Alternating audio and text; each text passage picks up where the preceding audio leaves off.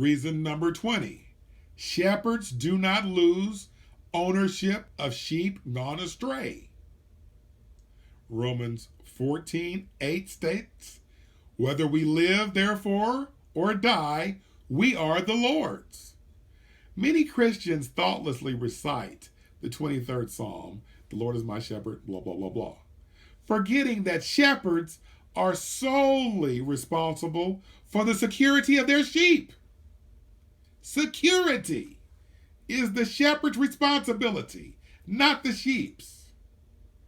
The redeemed have been placed in the custody of a very good shepherd. Pardon me, he's now, since his resurrection, called that great shepherd of the sheep. Yet, many Christians wholeheartedly believe that if a believer departs from the faith, the Lord in turn departs from that born-again believer, forgetting his words and promise that I will never leave thee nor forsake thee. Such Christians should remember the elementary principle that a shepherd does not lose custody of a sheep that goes astray. Neither does a good shepherd renounce a sheep that wanders willingly from the flock. That sheep still belongs to its shepherd. Some pastors, upon learning a member of their flock has departed from the faith, write them off as having never been saved in the first place. Shame on such shepherds.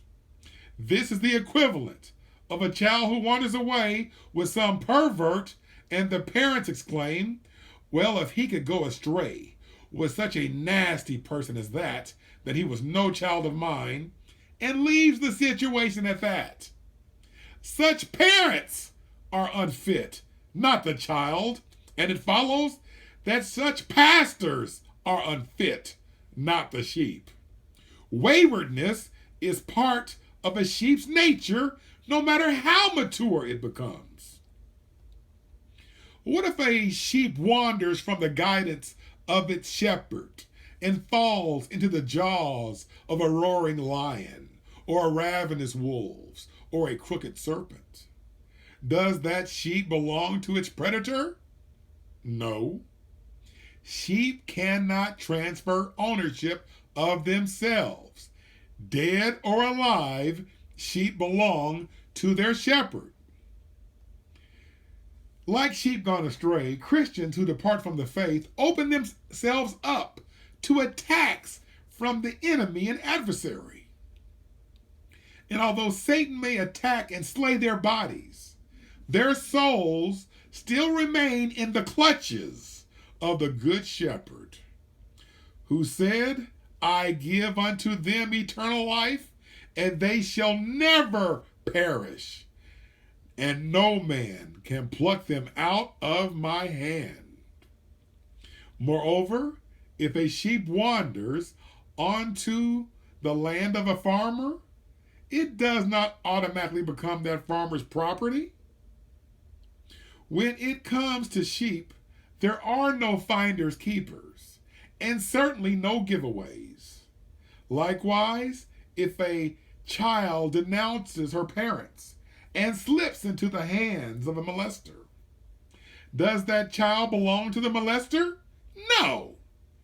If the molester ends the child's life, did the child cease belonging to her parents? No. Living or dead, that child belongs to its parents. And so it is with the children of God, as it is written, whether we live, we are the Lord's, and whether we die, be it at Satan's hands, natural causes, or through our own stupidity, we are the Lord's. Therefore, whether living or dead, we are the Lord's, the good shepherd. John 10:28. That's reason number 20 from the book, 100 Reasons Born Again Believers Cannot Lose Their Salvation.